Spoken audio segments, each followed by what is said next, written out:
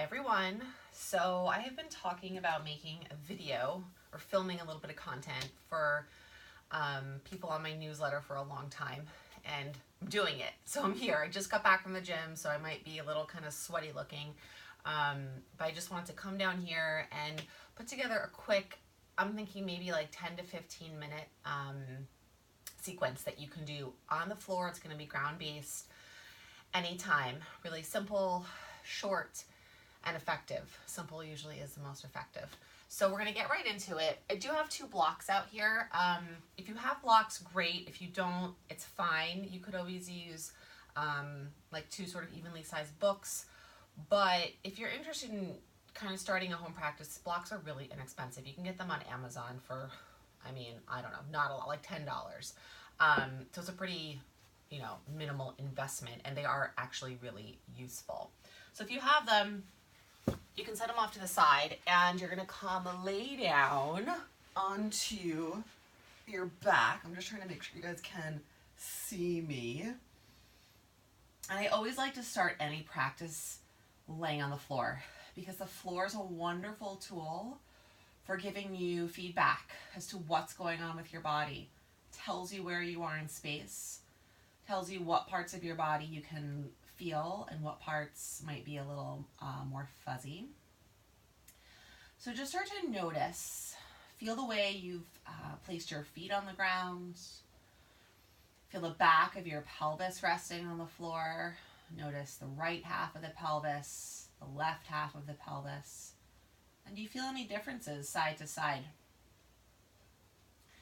Notice the way your low back is either touching or lifting away from the ground. Travel up the length of your spine through your middle and upper back. And then notice your right shoulder blade and your left shoulder blade. And just see if you can sense these areas. You might sort of just know where they are. Everyone pretty much knows where their shoulder blades are, but can you sense sort of the outline of that area on the ground? Feel the lengths of your arms. Notice which way you've placed your hands on the ground. And just take a few moments to notice your breathing. So following the flow of your inhales and exhales.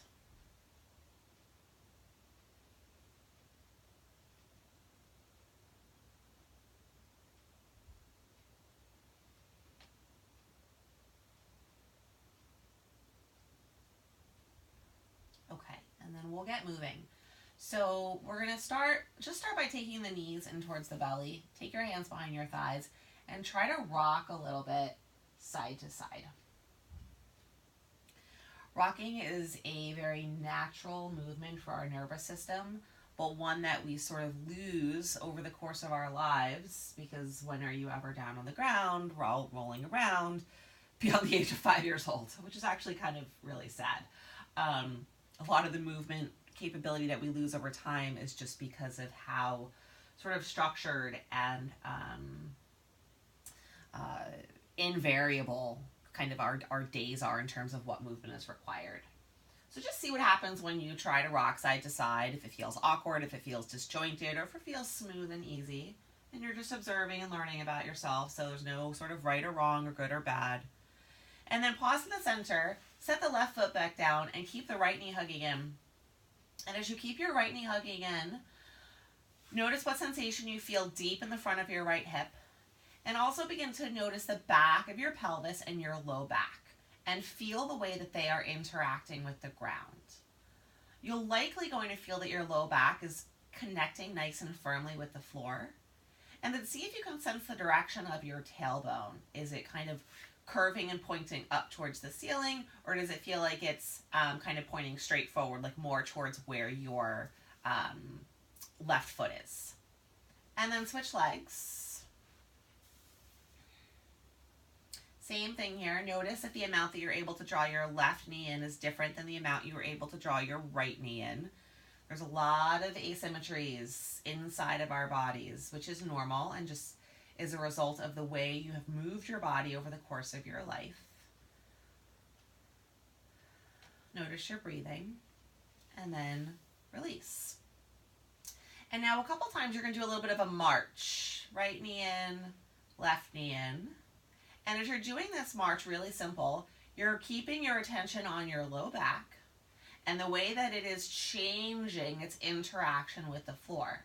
So as the knee comes in, the low back will press down, and as the foot moves towards the floor, the low back will lift away. So we'll do this in a little bit of slow motion. Knee comes in, and you can even use the hands a little bit.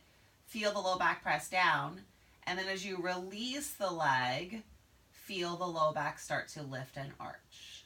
So we're just starting to establish a bit of a relationship between what your hip is doing, your thigh bone moving around in your hip socket.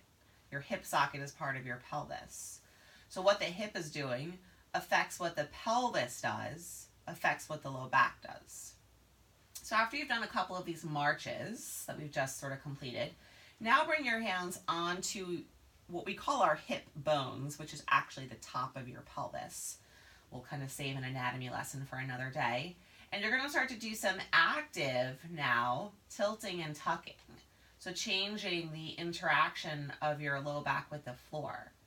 So you can start by really pressing down. That I think is kind of the easiest action to find because you're using the floor to give you feedback. And when you press your low back down, you'll feel your belly engage. And then you're going to arch the low back without lifting your tush up. Your tush stays on the ground the whole time. And you'll feel, so the low back will arch and you'll feel your pelvis tilt forward. That's why you have your hands resting here. Press the low back down. You'll feel the pelvis tilt back or tuck under. Arch the low back, pelvis tilts forward. Do that a couple more times. This is kind of a really fundamental movement that starts to create some awareness around the relationship between, again, those three areas of the body, the low back, the pelvis, and the hip. So now from here, let's kind of revisit sort of this marching action. You're actually just going to hold the right leg in what's called a tabletop pose. Snuggle your fingers into the hip crease and try to do a couple more of these tilts and tucks. And as you're doing that, notice if your leg is going along for the ride with you, like mine is doing here. And if so, can you stabilize your leg bone and continue to tilt and tuck? So the tilt and tuck then starts to kind of move around the top of that thigh bone. So it creates a little bit of movement at the hip. And now you've kind of now dissociated all sort of these different parts and gotten them to move a little bit independently rather than just glomming everything together, which is what our bodies generally like to do. Set the right leg back down. Lift the left leg up. Same thing here. Snuggle the fingers into the hip crease. It kind of really helps give a sense of what's going on, and it gives feedback to your nervous system. When you touch something, it helps your brain become more aware of what you're trying to do. And again, try a couple tilts and tucks and notice if you are tilting and tucking and taking the leg along for the ride like I'm doing here to start. And then see if you can keep the leg fixed, find some tilts and tucks. So that you're getting movement at the low back, movement at the pelvis, and movement at the hip. Trying to break apart some of this stuff, again, that likes to get kind of grouped together. And then set the foot back down. Hug both knees in towards your belly. You can either rock forwards and backwards, which I love to do. It's kind of fun to come up, or you can just roll onto your side and you're going to get yourself onto hands and knees. I'm just going to back up to make sure you guys can see me. Okay, so you're on hands and knees here. You're going to tuck your toes under. I just realized my socks are on. I'm going to take my socks off. Generally speaking, it's always better to do your movement practice in bare feet, especially if you're doing standing work or anything where the bottoms of your feet are on the ground. You want the bottom part of the foot to be able to be in contact with whatever surface you're working with. That will allow for the most communication between your foot and your brain and your foot and sort of the rest of the joints up above. So basically everything.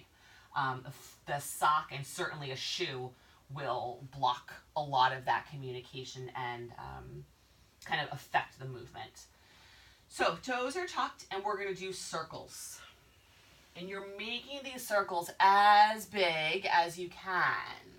All the way to the side, all the way forwards, all the way to the other side. And you can kind of switch directions back and forth a few times. And as you're doing this, we're getting really good movement through not just the hips, I call them hip circles, but the shoulders, the wrists, the knees, a little bit at the feet and ankles. But for today, I want you to focus on what you're feeling at your hips and your low back. And can you sense as you're moving around how your pelvis and your low back are moving? Sort of picking up a little bit of what we just did on the floor. So now you don't have the floor for feedback, so can you sense, maybe as you come forward, can you sense that the pelvis tilts forward and the low back arches? And then as you send the hips back, you might get a little bit of rounding and the pelvis kind of tucks under. Just sort of see what's there. And then come back through center, and we'll take a child's pose. Knees go wide, toes together, tush comes back towards the heels, and you're going to rest the forehead down. And take a couple breaths. And if child's pose is not comfortable for you, that is not uncommon, you can just back out of it a little bit. So kind of do a half child's pose, which will reduce the flexion at the knee, kind of reduce the load on that joint, as well as sort of any pressure on the lower legs. And just hang out up here, and you can take a block and put it underneath your forehead. And you can even bring your hands to rest under your head like this and take a couple breaths. So you're just finding the version that works for you. And then you're going to go ahead and come on back up. All right, so always have to do a little clothing adjustment. If you have a block, you're going to take the block and you are going to put it between your thighs like this. If you don't have a block, it's fine. You're going to do it without it. And you're just going to try and create some of your own awareness around what your legs and what your hips are doing. So if you've got the block, you're going to gently squeeze it. And if you don't, you're just going to try and reduce kind of the swaying that's going to happen with this next movement. You want to try and keep your hips stacked over your knees. All right. So you're going to turn towards the right. Reach your right arm up towards the ceiling. And then you're going to reach it through behind the left arm. You're not lowering down to the ground. You're staying kind of up in midair. And then you're lifting up and reaching through. And we're going to do this a bunch of times. And if you've got the block, you'll feel that gently squeezing. It kind of keeps your hips from moving side to side, which means you'll get more rotation and movement in the upper body, which is our goal. And if you don't have the block, again, just try and keep your hips stacked over your knees as best you can. Couple more times here. Reaching up, reaching through.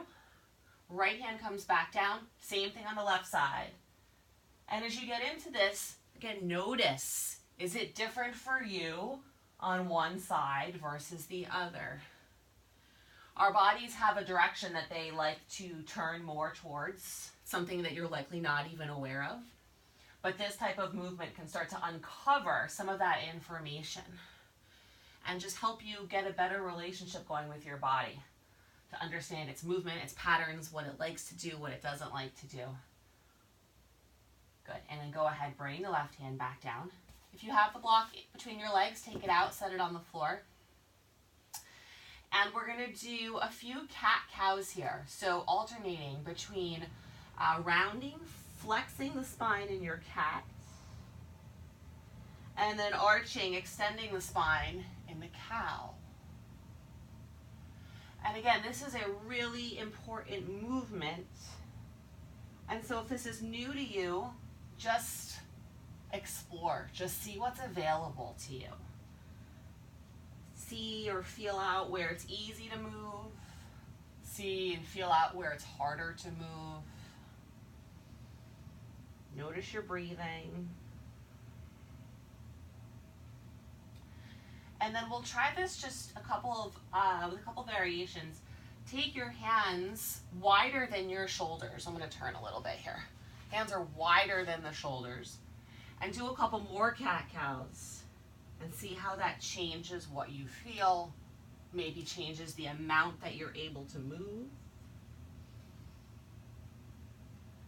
And then for the last little bit, bring the hands all the way together so they're kind of overlapping almost. And do a couple more. And again, notice when you move your arms, you change the position of your shoulder joint.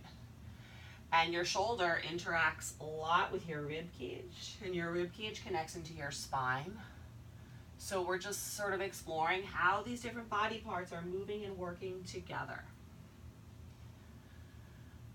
Okay, good. And then let's come all the way down onto your belly. And I want to make sure that you can see me.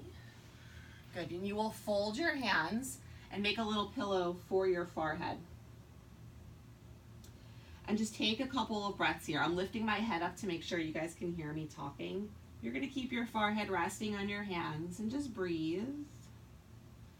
Bend your knees up, start to rock the legs side to side a couple times.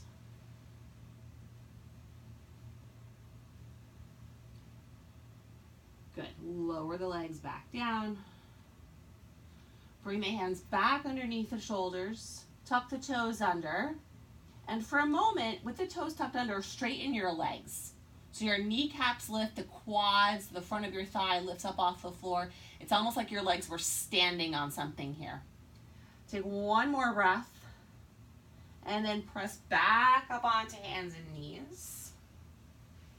And I think that's where we will finish up for today. So a little bit of hip movement, a little bit of shoulder movement, starting to explore some of the relationships between the spine and the shoulders and the spine and the hips. So if you have any questions, feel free to reach out at any time. Love any feedback, and I will see everyone soon. Thank you guys for watching.